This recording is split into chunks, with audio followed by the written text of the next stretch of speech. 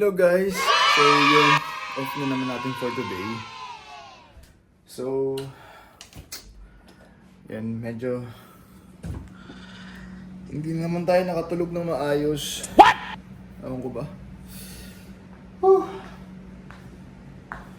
Parang ilang oras pa lang yung tulog ko. Parang 2 to 3 hours pa lang. Anyhow, off naman tayo today, so mahirapan ako makatulog ulit nito. So, siguro papagupit muna ako talaga, guys, samahan niyo ako. Ano tayo? A day in the life of Dudong pag off. So yun. So yun, talaga samahan niyo ako. Papagupit tayo.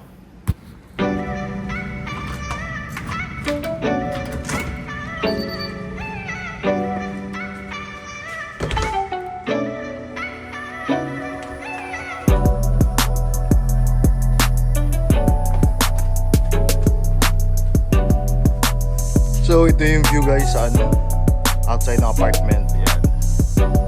Stick, diba?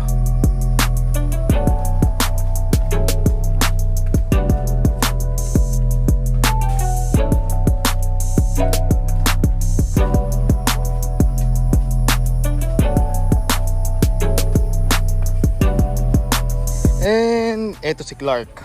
Yan. Ang aking kotse.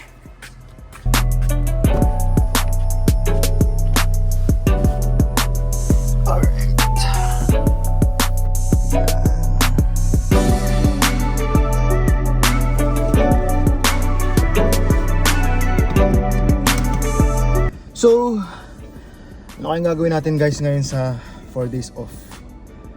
Last time kasi, last week na sa, yan nga, diba, nagpumunta ka na Miami. So ngayon, plano ko magpagupit. So yun. Yung din nakagandahan dito, guys, na pag nurse ka sa US, no, parang 3 days ka lang mag-work in a week for 12 hours. Tapos after that, yung 4 days mo is off mo na, so talaga may time ka makapagpahinga. So yun nga, sabi ko nga sa iba kong mga videos, kailangan talaga ng work-life balance dito sa US. Hindi pwedeng, well, syempre, alam naman natin, kaya naman tayo nandito for greener pasture, di ba? For, like, we wanted to provide something for our family, for back home, di ba? But then, kailangan natin talaga alagaan yung mental health natin. Ngayon, kasi sobrang big deal na siya. Kasi pag sinubsob mo yung sarili mo sa work dito, talaga nakaka-drain siya, mababurnout ka talaga ng gusto. So kailangan work-life balance ka. Kailangan i-enjoy mo yung kinikita mo din. Kasi anong use na kayod ka ng kayod tapos in the end hindi mo naman in the end hindi mo naman mapapakinabangan dahil magkakasakit ka. Diba? Worst scenario. Alam mo yun. So paano? Sayang yung mga pinaghirapan mo. So kailangan might as well, kailangan balance talaga. So yun. And yun, ma-share ko lang talagang medyo okay naman na ako sa unit. Masasabi kong nakasunod naman na. Siguro ang major concern ko na lang talaga ngayon is yung communication talaga. Pagbibigyan ng hand-off ng report. So I am now on my halfway na ako sa orientation or sa preceptorship program ko eh. So I still have like 5 or 6 weeks to go. Tapos sabi naman din ng preceptor ko sa akin na okay naman na daw ako. Kasi lately kasi talaga nito mga nakarang linggo, mag-isa na lang din akong gumagawa ng mga assessment, yung mga pag-pass ng medications. So yun, so kumbaga medyo tanong-tanong na lang in between kung meron mga clarification or mga confusion ba. So yun, pero I am thinking na baka i-extend ko pa yung preceptorship ko for another 3 months maybe. Para lang talagang hindi yung responsibility is hindi talaga nasa akin lang. Kasi yun din ang kagandahan sa preceptorship. Pag nasa preceptorship ka, meron kang katulong talaga. Tsaka sobrang nakakatuwa lang kasi yung preceptor ko is American siya, babae. So talagang pinili ko talaga na ibang lahi na lang yung maging preceptor ko kasi Di naman sa nilalahat ko, pero syempre pag mga Pilipino kasi medyo may politika din yan eh. Alam mo yun? So ayoko lang magkasamaan ba ng loob kasi marami tayong mga kabayan dito na alam mo yun, minsan I don't know, maybe siguro kasi pangit din yung pinagdaanan nila yung nung nagsisimula sila. So minsan gusto nilang ipa-experience sa atin yung mga ganong bagay, which is parang I don't think tama yun, kasi na-experience mo na pinagmalupitan ka ng mga ng mga tao or preceptor mo or mga co-nurses mo, tapos ipapa-experience mo, di ba? Parang hindi naman maganda yun. But then kanya-kanya yun. So yun nga, going back, swerte lang talaga ako sa preceptor ko kasi nasa napakabait, tapos pasensyosa talaga. As in, may mga duty talaga ako na sumasablay ako sa medication. In a sense na, kasi diba dito yung medication nila talagang yung tinatawag ng fixes na tinatawag nila, kukuha ka talaga dun sa meds room. So minsan, syempre, computerized siya.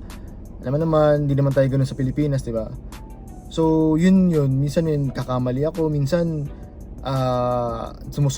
minsan hindi ko na-double check na kailangan dapat pala 2 tablets or 3 tablets yung kukunin ko, ganun. So yun. Tsaka yun din pala guys, sobrang maganda talaga sa US kasi parang napaka-safe talaga niya. Parang there's no room for medication error, I would say. Kasi talagang lahat provided ng system. So talagang kailangan mo na lang talaga siyang i-double check. So yun. May mga alert, tapos kasi dun sa hospital na pinag-workan ko, Epic yung gamit namin system. So lahat nandun na. So wala ka nang poproblemahin. Tapos kung hindi ka familiar sa gamot, right there and then makikita mo sa system, sa computer mo kung ano yung mga dapat mong gawin, yung mga patient education, mga ganyan. So yun, talagang nakakatuwa din. So it's a new experience talaga.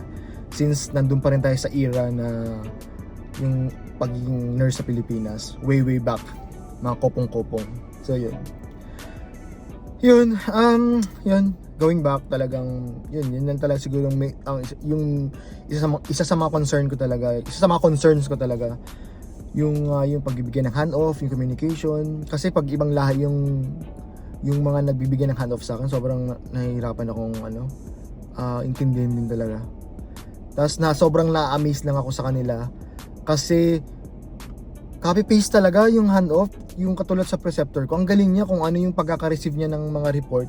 Pag pinasa niya naman sa mga incoming shift, same na same, as in grabe, nakaka-amaze. Tinanong ko nga siya paano niya ginagawa yan eh. Natawa lang siya sa akin, sabi niya siguro lang daw, magaling lang talaga siya mag-take notes, which is talagang totoo din naman. Ako naman minsan kasi hindi talaga ako nakakahabol pag nagbibigay na ng report kasi hindi minsan maintindihan yung mga sinasabi. Ang daming mga extrang kwento, alam mo yun, palabok ba. Pero talagang hindi ko siya makuha, pero yun, talagang kailangan nyo ng aralin ko. Tapos itong week kasi medyo toxic talaga ako, gawa ng may isa akong pasyente na talagang mabait naman siya. Yun nga lang yung condition niya talaga, kasi kailangan talaga ng attention talaga, lalo na pag iihi, pupupo, since bedridden. So kailangan mo palitan, may dumudumi pa madalas. So yun, talagang kailangan mo kasing tulungan yung tech, yung PCT na tinatawag, parang nursing aid, ganun. Siyempre, lalo na pang maraming contraptions yung pasyente, di ba, kailangan maingat talaga tayo dyan. Tapos yun. So wala akong time, yun yung problema ko, wala talaga akong time magbasa ng mga orders, ng mga notes, mag-backtrack para mas makilala ko yung pasyente. Kaya importante talaga yun para makapagbigay kayo ng effective na para maging effective ka magbigay ng handoff or ng report mo. So kailangan talaga. So yun talaga siguro yung major na thing na kailangan i-develop ko talaga. Na yun. Yung routine naman, yung mga skills, medyo madali lang talagang aralin yan kasi nag-nurse naman na tayo before, so kahit pa paano may background naman na tayo, so hindi na siya bago sa atin. Kung baka kailangan ng refresher ba. So yun lang talaga, hindi siya madali. Sobrang akala ng iba pag nasa US ka, wow na wow yung buhay. Hindi rin, kasi talagang mahirap din talaga. Siguro lang pinagkaiba kasi dito sa US, well compensated ka. Alam mo yun, yung pagod mo may katapat na parang sabihin na natin yung pagod mo is worth it dun sa kung ano yung kukuha mo ba. Parang ganun. Somehow, gano'n ba ganun.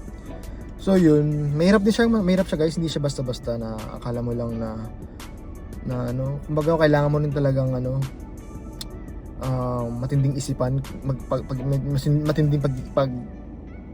matinding ang tawag doon, paano ko sabihin? Kailangan mo pag-isipan ng gusto, lalo sa case ko nga na bumalik ako ng nursing after like more than a decade, yeah. Yun nga, maganda naman kasi yung career ko sa UAE noon. I don't know, for some reason. But then, I'm so thankful kay God kasi nandito na ako ngayon. Yun lang talaga, gusto ko lang talaga ngayon maging effective, competent, and safe nurse. Lalo CCN ako, critical care nurse, malay ko naman dyan. Med-surg yung ano ko, yung experience ko before, di ba? But then, nakakatuwa din, kailangan mo talaga. Tsaka yun, isa pa guys, talagang kailangan ko rin talaga ma-develop yung critical thinking talaga, yung ma-anticipate mo yung kondisyon ng pasyente mo, di ba? Parang so mahirap talaga, kailangan mag-aral talaga ng gusto.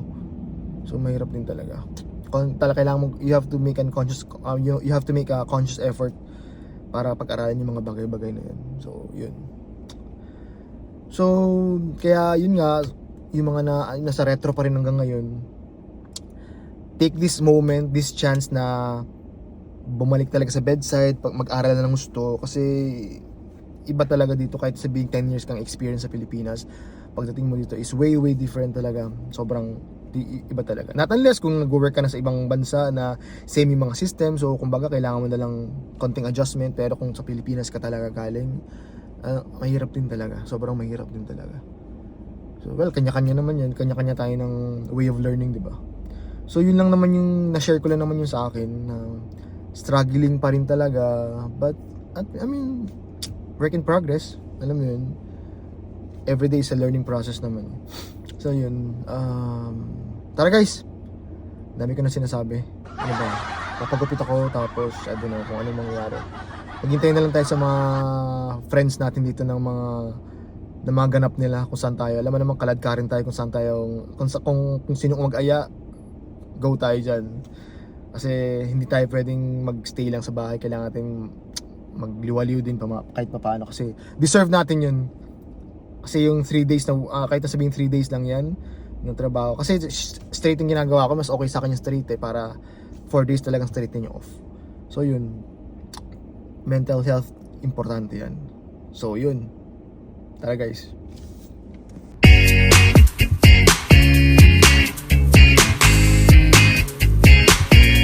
So we're on our way guys sa barber shop. Maghahanap pa tayo. Medyo mahal din magpagupit dito So yun. Tara guys, let's do this para may magawa tayo sa off natin.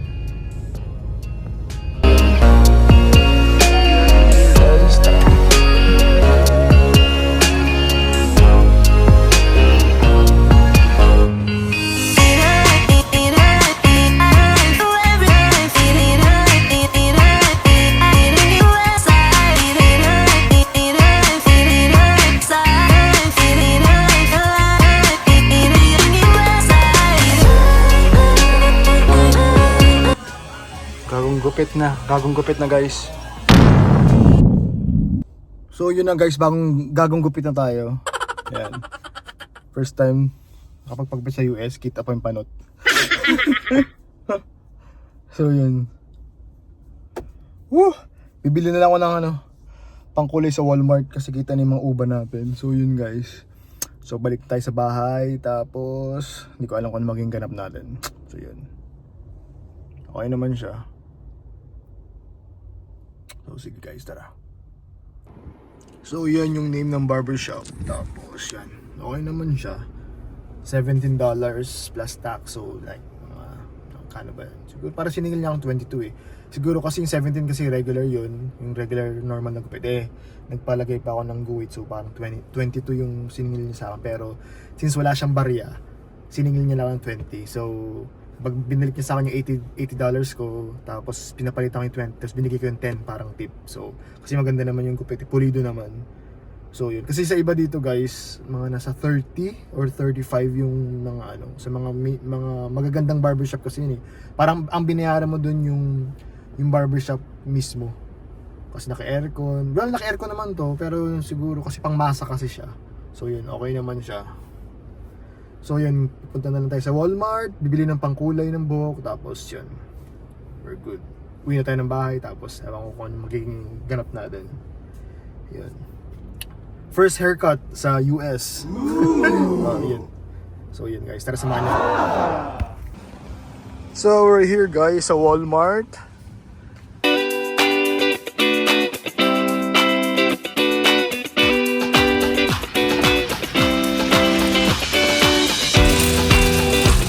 ng card ko. Parang kala mo naman, dami kong bibili, diba?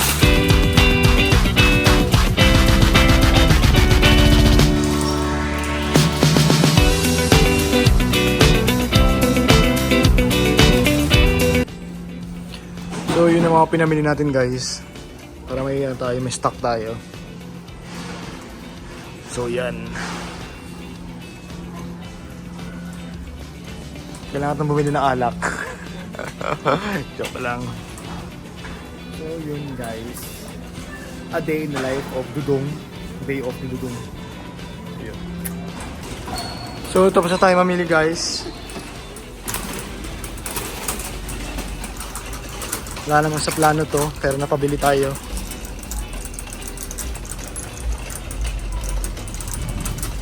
Yan. And we are back guys. Pagod.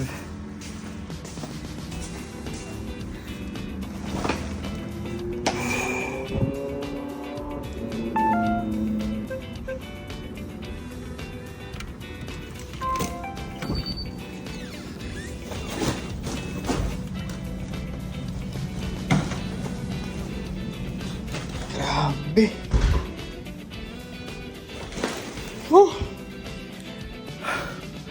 Pagod, grabe. So, yun lang guys. Sa susunod makwentuhan ulit tayo. Sa susunod kwentuhan naman tayo ulit guys. So, for more updates and interesting stories, follow for more.